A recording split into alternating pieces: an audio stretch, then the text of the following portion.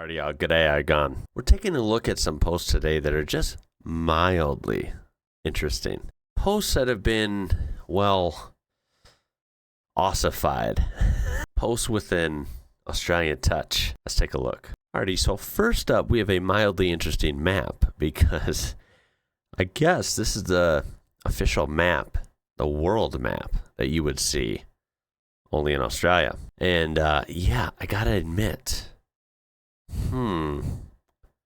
as an American, there's just something off about it. Oh, yeah, that makes sense. My internal UK letter somehow ended up at the Australian Border Force.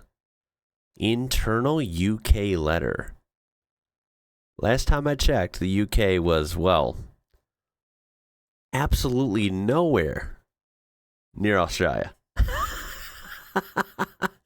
This sounds absolutely bonkers.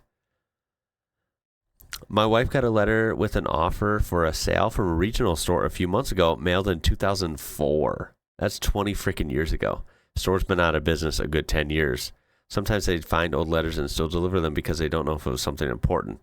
Yeah, I suppose that makes sense. Still pretty wild if you experience that. Damn, I thought Australia Post was bad. It looks like the Royal Mail has them beat. That's a bit of a detour.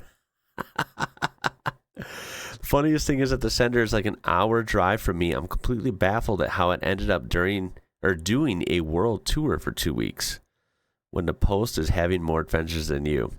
Yeah, no kidding. I don't have any guesses or any theories on how this happened.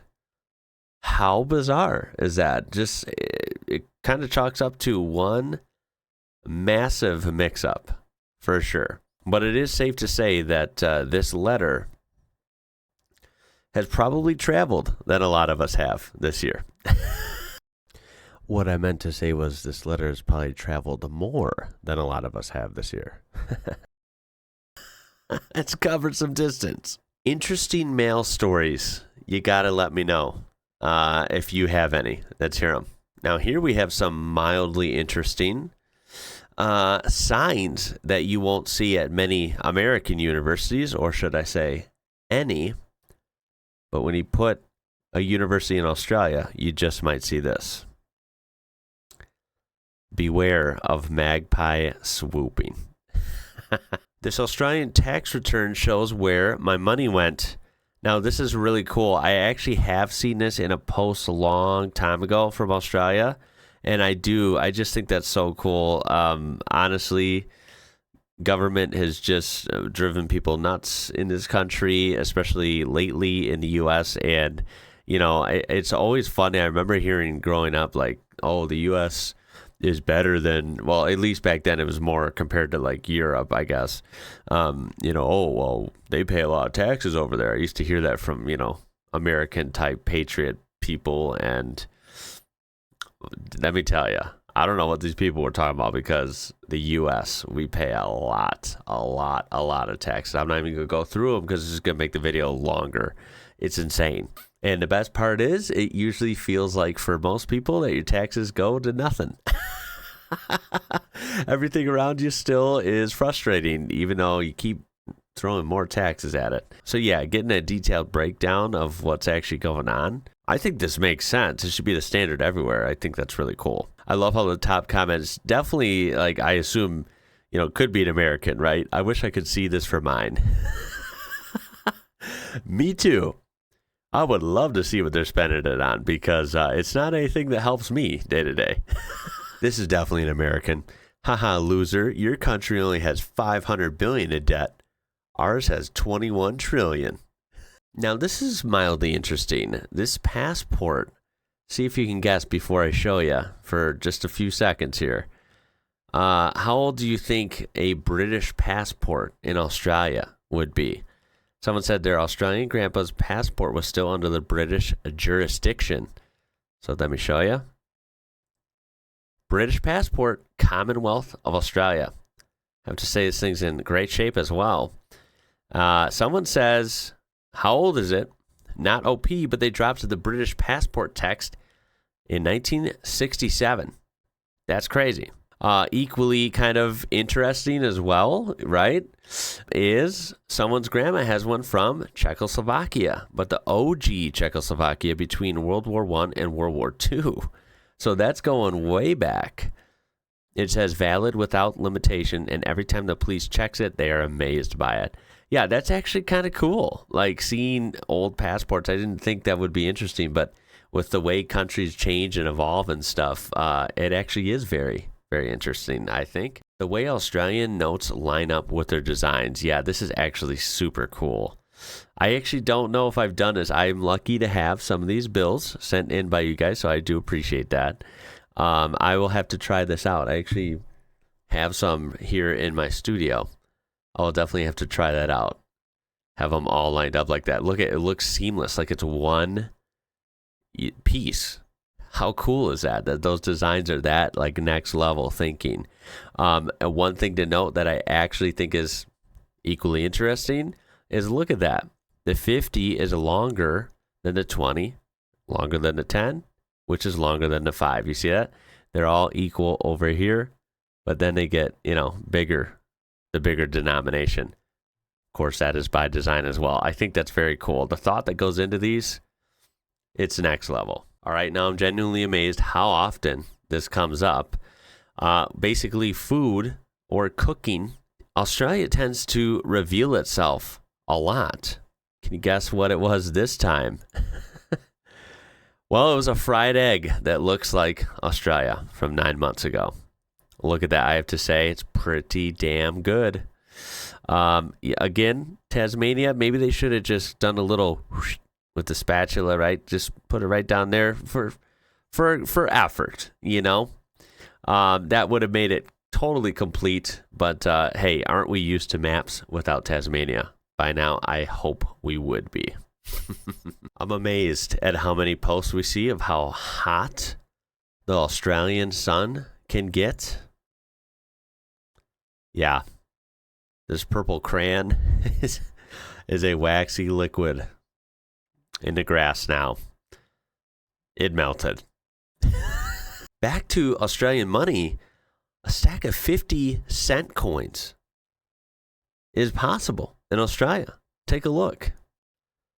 This is actually really cool, and I have to say, this is impressive. Now, again, I've seen these coins. I have some of these as well. They are really cool. I like, how different they are, obviously, than coins I would be exposed to here in the U.S. And I have to say, this is uniquely, well, at least Australian and whatever other places would have coins like these. Because I can assure you, American coins don't stack like this. Look, I've been around a while. I've tried this before when you're bored, right? I've never been able to stack 2 of these, let alone a whole tower. If this is real, which I'm going to assume it is, this is freaking epic. Damn. Aussie coins can stack up. Even the coins are impressive. Australian supermarket Woolworths has a quiet hour with no music for those with sensory needs. Interesting. Wow. Every Tuesday from 10:30 to 11:30 a.m. That is pretty cool. Wow. Very thoughtful. Yeah, I definitely have never heard of like a quiet hour, at least not that I know of. That's very cool. The only store, I guess I'm so used to going to the store over the years and hearing music that I don't even hear the music anymore. I'm like 99% sure all of our big stores and supermarkets do play music, of course. I just don't even hear it, right? I tune it out. Isn't that funny? I think the only store that for sure doesn't have music here in the U.S., if you want this kind of experience, is I think Aldi. That's it. So you know how on a map borders are clearly drawn and, well, it doesn't look like it does in real life because everything's so, like different colored or bordered, everything's just drawn and made to look, distinct, right? Kind of the point of a map. Australia takes this a step further. Y'all states can look 100 times different right next to each other, so much so that you can see the state line. If you don't believe me, take a look at this. This actually blows my freaking mind. So if you look here, we have Victoria on the left and South Australia on the right. I mean, look at this freaking picture. Look at that line. One of this exact area, this exact border, obviously this is just insane. This exact area, they have a national park. So this is like, pure land on one side, and on the other side, it's not really preserved like a national park. It's used for agriculture. How crazy that they obviously have to follow the border. And, you have different things going on either side. Just so happens to paint itself like this in person. This is a rare thing. This is super cool to see, and a great capture by whoever was able to snap a photo of this. Wow. And here we have a mildly interesting find. Someone snapped a photo of a truck down under. First of all, mildly interesting because, again, you guys have awesome, huge trucks, especially in the outback, the road trains, this type of thing. Then again, you guys have awesome Euro trucks that we don't get here in the U.S. Look at this cab over, clearly like you would see in any European country, but this is, of course, in Australia. Not to mention the main part of the picture. Look at that. We have a really cool, like old Western scene that you would think of the U.S., one of the old robberies, right? Just kind of a cool picture here. Cool truck, cool scene, right, on the trailer. You just never know what you're going to see in Australia. All right, you'll have to let me know down below if you know anything about this. A, is it real, like legal tender, like actual money that you can spend, or is it just a collectible? And B, how rare is it? We have a $200 coin that someone's grandfather had. $200 dues. With a koala on it. Whoa. And talk about mildly interesting humor that you didn't know that you needed. Look no further than Australian crunchy peanut butter. It is crunchy. Look at the peanut. He's doing crunches. He's really selling you the theme here. Made in Australia since 1898. That's actually crazy. I did not know that you down under have had peanut butter that long. I guess I don't know how long we've had it either. I just thought peanut butter wasn't a huge thing outside of the U.S. I thought I've heard that somewhere. But clearly, it's been around for a while in Australia as well. And finally, something out, near the beach that I've never seen in my life either.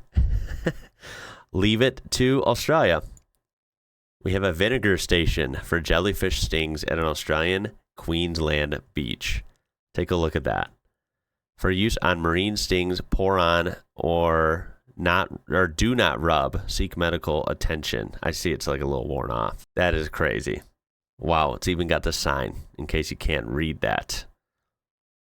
Very thoughtful and interesting. Again, things I wouldn't even think about. And that a lot of people may not even notice, but it's there when you need it. How freaking cool. Well, that was awesome. There's a ton more I could actually look at here. So perhaps for next time, I hope you enjoyed that. I cannot wait to see the comments on this. Those are some mildly interesting, just mildly interesting things down under. There's plenty more where that came from. Appreciate you watching. My name is Ian. You're watching IWrocker. Until next time, y'all. Catch you later.